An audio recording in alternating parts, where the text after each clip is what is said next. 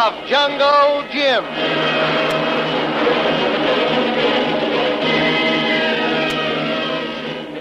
The Adventures of Jungle Jim, broadcast weekly over this station, are dramatized from the full-color action pictures to be found in the Comic Weekly, the world's greatest comic supplement that comes to you each week with your Hearst Sunday newspaper. Join the 11 million adults and 6 million youngsters who make their weekends more enjoyable reading the world's greatest comic and adventure pictures by the world's best artists, featured in every issue of the Comic Weekly. Insist on the Sunday newspaper that brings you the Comic Weekly. Just when the Karnak case appeared to be completed and all danger past, Jungle Jim narrowly escaped death at the hands of the murderous Koa, the last of Karnak's outlaws. Only Jim's superior knowledge of the Japanese defensive art of jiu-jitsu saved him from the savage attack by the wily Koa, who fell from the balcony of Jim's room and was instantly killed. With the final closing of the grueling Karnak case, Jim and Lil take a much-needed vacation. For the first time, Jim sees a new Lil, a girl almost as adept in most sports as he is, and in some cases his superior.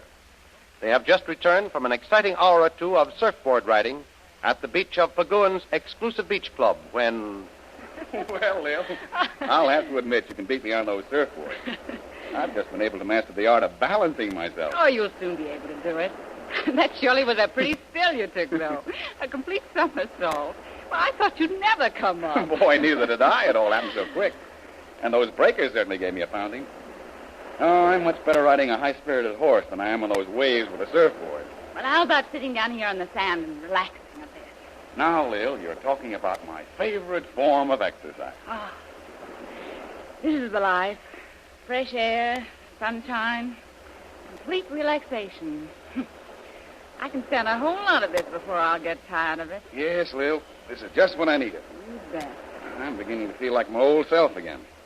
Certainly doing you a world of good. I never remember seeing you look so well. The rest, good food, and the sun have certainly done wonders for you. What a big difference in your appearance. Why, a month or so ago, you'd have been able to double for a ghost, or the thin man in the circus. You're telling me. I used to be afraid to look in a mirror.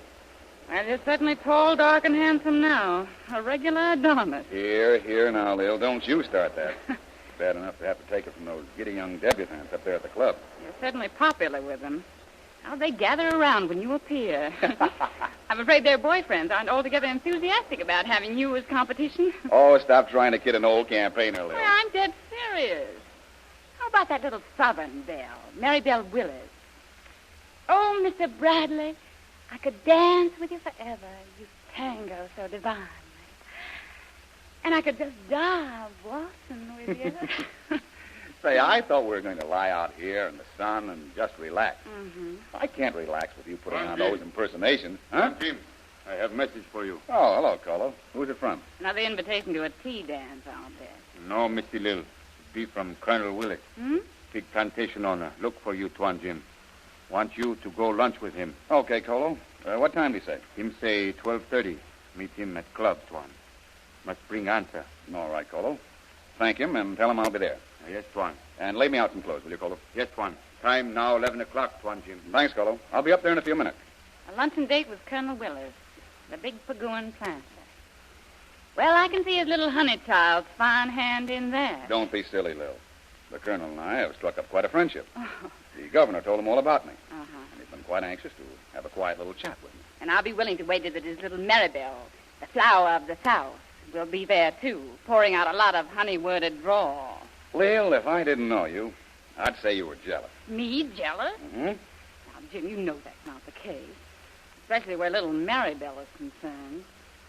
I might be inclined to be jealous if it was some suave, worldly sophisticate. But little Maribel, that's a laugh. Well, if I'm going to be on time, I'd better be heading for the beach house. Are you coming along, Lil? No, thanks. I'll spend a little time out here on the beach. So long, then. I'll see you after lunch. I might take you on for some more surfboard acrobatics. Okay, Jim. And be careful of Maribel. You're so masterful, Mr. Bradley.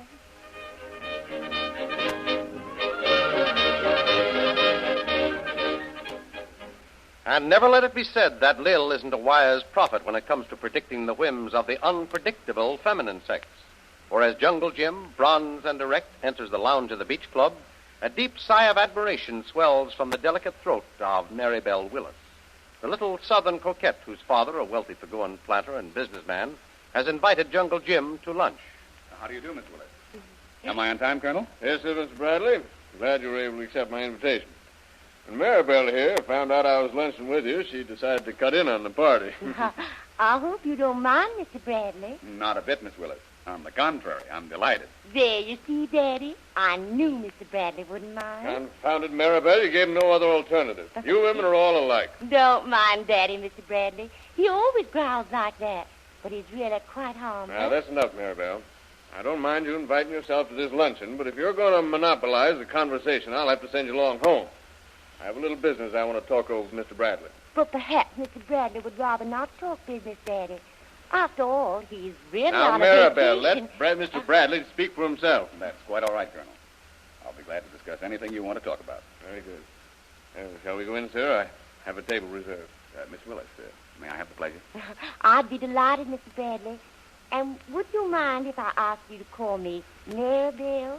Everyone else does. Now, Maribel. Certainly, Maribel. Thank you, Mr. Bradley. Don't encourage her, Mr. Bradley.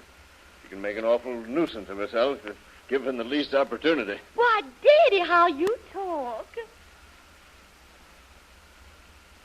Well, I discussed the matter pretty thoroughly with Governor Thorpe, and he was highly enthusiastic over the idea. I don't have to tell you, sir, that the governor has a great admiration for you. He has the highest regard for your courage, intelligence, and foresight. And is sure you're the man I want. Mr. Bradley, my board of directors and I feel exactly the same way.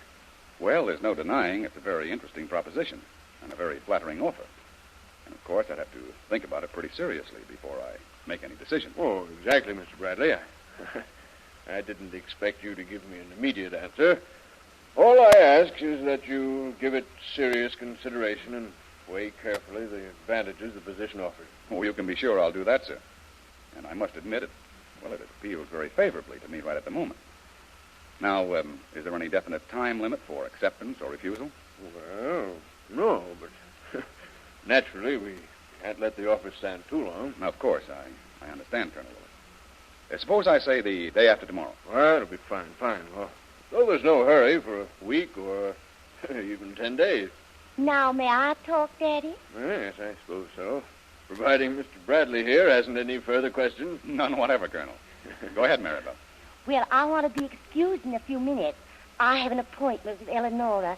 But, Mr. Bradley, please accept Daddy's offer. It'll be just too divine to have you here with us all the time.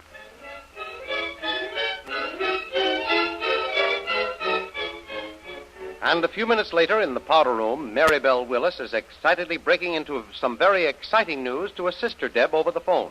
She is so excited, she fails to see Lil enter and catch part of her conversation and leave. But it's gospel truth, Kathy. Cross my heart. I had lunch with Daddy and that handsome Mr. Bradley. And he told Daddy he was crazy about the offer. Imagine, Kathy, he's a bachelor. Oh, the most handsome, divine, eligible bachelor we ever had in Pagoa. You'll do nothing of the kind. It's not fair. Because I've already asked Daddy, and he's planning a dinner dance for us. And I have first call on Mr. Bradley after all. Well, it was I who discovered him.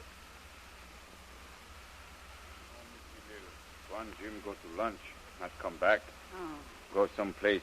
Big man Colonel Willis, I think. very good, Kolu. But if Jim does come in, tell him I'll be waiting for him out on the terrace. It's rather important. Kolu hope nothing bad happen, Mr. Lil. Well, it isn't good, I can tell you that much.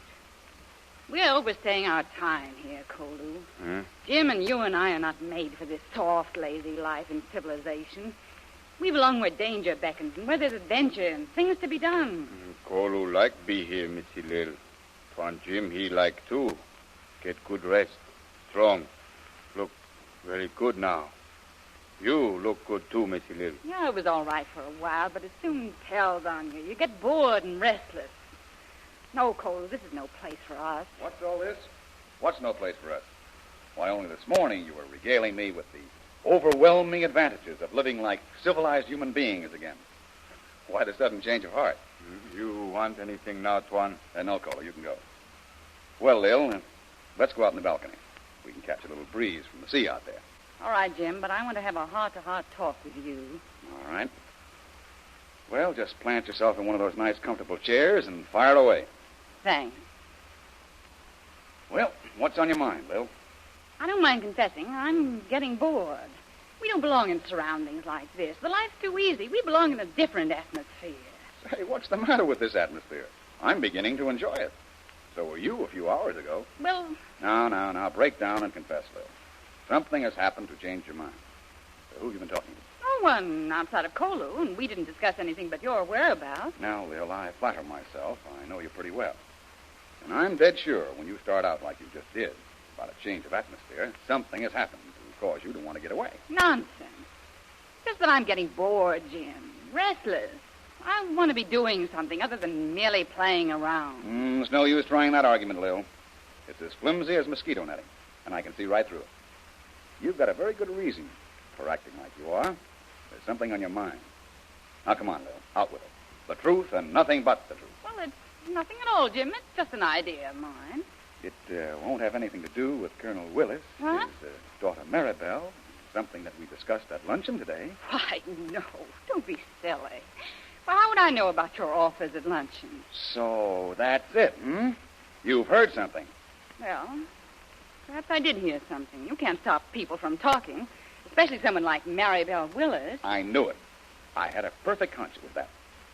Well, how much do you know about the proposition Colonel Willis made me? Enough to know that you'd be letting yourself in for a lot of trouble you hadn't bargained for if you accept that sugar-coated offer. That's a tempting piece of bait, my little fish. But remember, there's a big hook hidden in it. Don't get caught.